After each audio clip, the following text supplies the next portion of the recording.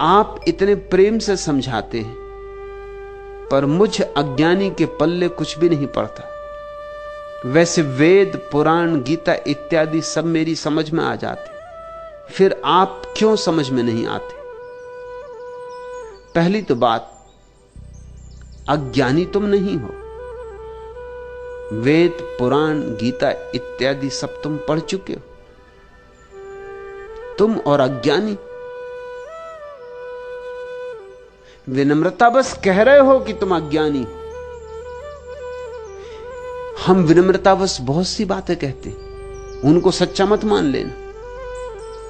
लोग आके कहते हैं कि हम आपके चरणों की धूल, सच्चा मत मान लेना, नहीं तो वो तुम्हें कभी क्षमा नहीं करेंगे। कोई तुमसे कहे कि मैं आपके चरणों की धूल, ऐसा मत कहना उससे कि बिल्कुल ठीक कह रहा है, मुझे पहले ही से मालूम कि आप चरणों की धूल हैं। आप बिल्कुल सत्य कह रहे हैं, सत्य वचन महाराज। ऐसा मत कहना, नहीं तो वो आदमी जिंदगी भर क्षमा नहीं करेगा। वो जिंदगी भर कोशिश करेगा कि तुमको दिखला दे कि तुम पैरों की धूल हो। लोग कहते हैं मैं तो कुछ भी नहीं हूं, आपके सामने मैं क्या, लेकिन उनका भाव कुछ और है। वो ये कह रहे हैं प्रशंसा करो मेरी विनम्रता की, सम्मान करो। मेरे निरअहंकार भाव का। देखो क्या कह रहा हूं कि मैं तो कुछ भी नहीं। एक चौराहे पर 3 ईसाई फकीर मिले। 3 अलग अलग ईसाई संप्रदायों के अनुयायी थे वे। एक था कैथोलिक।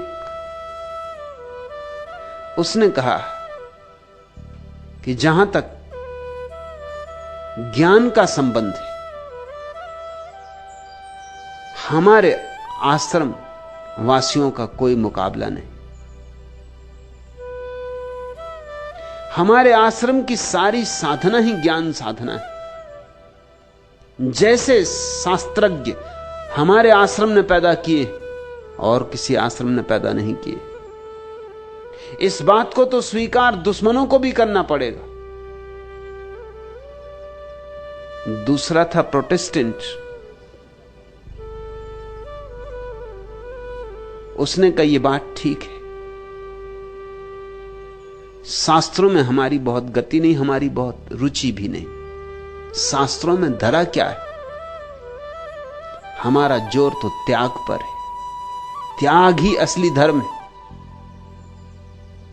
और जहां तक त्याग, तपश्चर्या, व्रत, उपवास का संबंध है, हमारा कोई मुकाबला नहीं।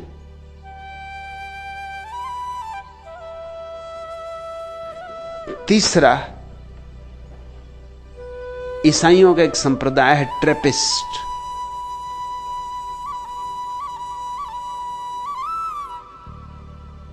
वो तीसरा मुस्कुराया और उसने कहा हमारे पास तो न ज्ञान है न त्याग, लेकिन विनम्रता में हमसे ऊपर कोई भी नहीं।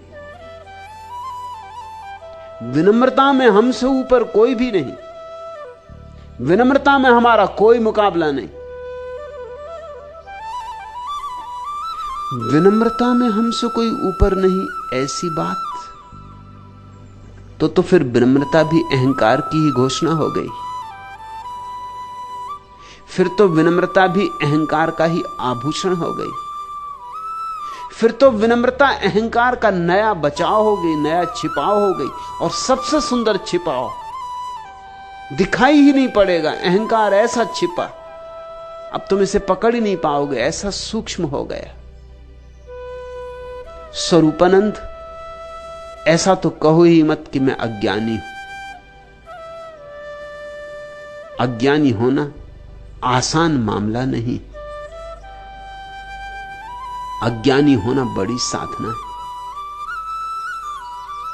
उनको मैं अज्ञानी नहीं कहता जिन्होंने गीता, वेद, कुरान नहीं पढ़े, वे अपढ़ हैं। और उनको मैं ज्ञानी नहीं कहता जिन्होंने वेद, कुरान, बाइबल पढ़े, वे पठित हैं। अज्ञानी तो मैं कहता हूं सुकरात जैसे व्यक्ति को, जिसने अपने मरने के पहले कहा कि मैं सिर्फ एक ही बात जानता हूं कि मैं कुछ भी नहीं जानता। यह है अज्ञानी।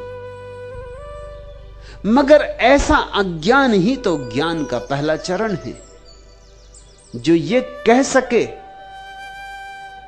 कि मैं कुछ भी नहीं जानता हूं, और कह ही ना सके ऐसी उसकी प्रतीति हो। यह भी अहंकार का दावा ना हो, यह अहंकार का विसर्जन हो, तो फिर ज्ञान अपने आप बरस जाता है। अज्ञान ज्ञान से मुक्त होने से मिलता है। अज्ञान ज्ञान से ऊपर की अवस्था है।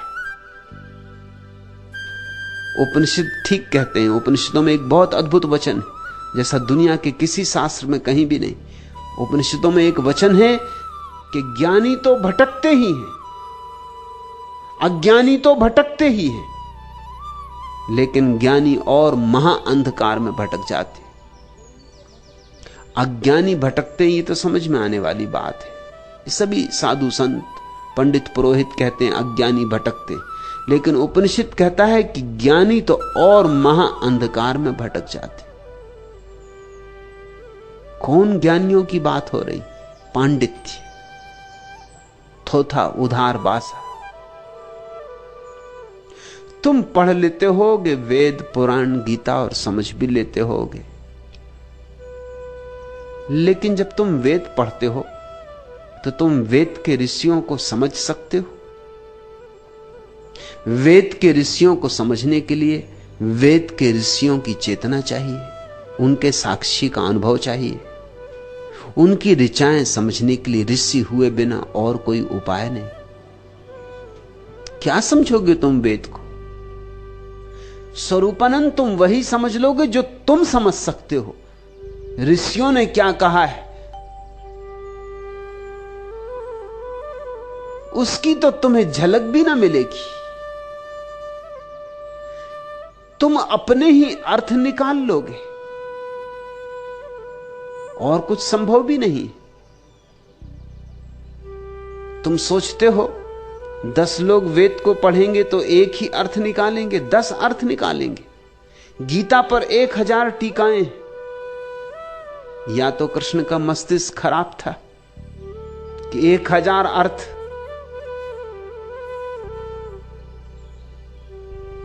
और या फिर कृष्ण का तो एक ही अर्थ रहा, लेकिन निकालने वालों ने 1000 निकाल लिए। शब्द तो अवश्य है, तुम उसे उल्टा करो, सीधा करो, धक्का मारो, इधर से उधर से खींचतान करो, तुम जो भी अर्थ निकालना चाहो निकाल लो। एक मनोवैज्ञानिक ने छोटे बच्चों को शिक्षा देने के लिए एक स्कूल खोला।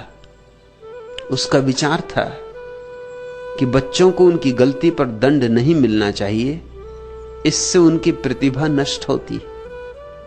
उसने अखबारों में विज्ञापन निकलवाया कि शिक्षक पद हेतु ऐसे सज्जन की आवश्यकता है जो शांति प्रिय, वात्सल्यपूर्ण और क्षमावान हो। इंटरव्यू के लिए जो पहला उम्मीदवार आया वह था मुल्ला नसरुद्दीन। लाल लंगोट लगाए, मूंछों पे ताव देता हुआ। मनोवैज्ञानिक ने उसके पहलवानी रंग ढंग देखकर कहा, महाशय जी, क्या आपने विज्ञापन को ठीक से पढ़ा था? मुल्ला क्रोधपूर्ण नजरों से उसे घूरते हुए बोला, हां पढ़ा था, तभी तो यहां आया हूं, वरना मुझे यह पता भी न था कि तुम्हारे जैसे गीदड़ भी शहर के इस कोने में रहते। मनोवैज्ञानिक तो घबरा गया। डरते हुए उसने पूछा, माफ करिए भाई साहब, मैंने शांति प्रिय, वात्सल्यपूर्ण और क्षमावान सज्जन को इंटरव्यू के लिए बुलाया था। क्या आपके पास कोई प्रमाण है कि आप में ये गुण है? एक नहीं, सैकड़ों प्रमाण हैं। नसरुद्दीन ने ताल ठोंक कर जवाब दिया, मेरी पड़ोसन का नाम शांति है और मुझे वह प्रिय लगती, अतः मैं शांति प्रिय हूं। पिछले 20 वर्षों से मैंने खुद की बीवी से 12 और अन्य औरतों से करीब 150 बच्चे पैदा किए। अतः आप सोच ही सकते हैं कि कैसा अति मानवीय वात्सल्य भाव मुझ में। विगत 30 सालों में लगभग 300 जगह नौकरी कर चुका हूं। हमेशा अधिकारियों से दंगा फसाद और मारपीट हुई। अंततः वे बोले, भाई साहब हमें क्षमा करो, कहीं और जाके काम करो, और हर बार मैंने उन्हें क्षमा कर दिया, अर्थात मैं क्षमावान सिद्ध हुआ।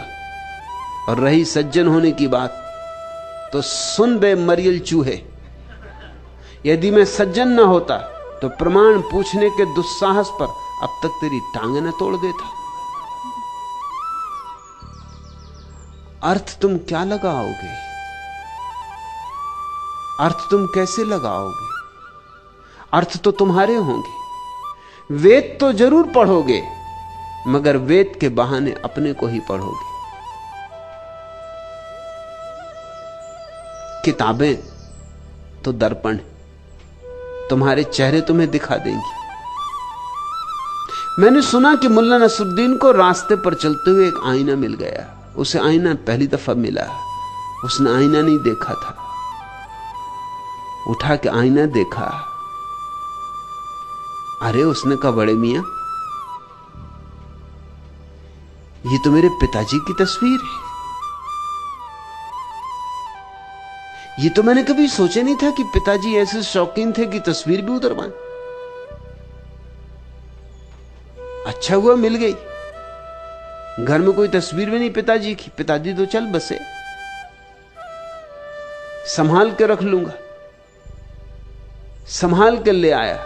सोचा पत्नी को बताना ठीक नहीं, क्योंकि पत्नी को मेरे पिताजी से बहुत चिढ़ थी। फेंक फांक देगी, आग लगा देगी, तस्वीर को बर्दाश्त न कर सकेगी। जब पिताजी मरे, उनकी मौत हुई, तो उसने लड्डू बांटे थे मोहल्ले में। सो छिपा के वो ऊपर गया।